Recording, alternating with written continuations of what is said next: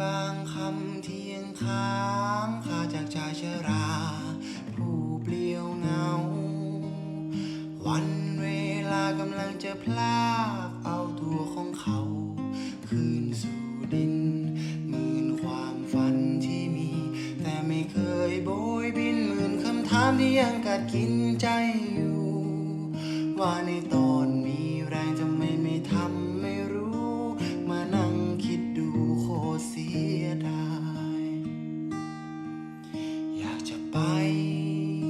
อย่างที่ใดก็ต้องมารอยใครต่อใครพร้อมอยากจะเดินทางไกลอย่างที่ใจหมายปองก็ต้องมารอวันเวลาก็จนมารู้สึกตัวว่ามันเกินความฝันหมดไปแล้วพลังที่เคยมี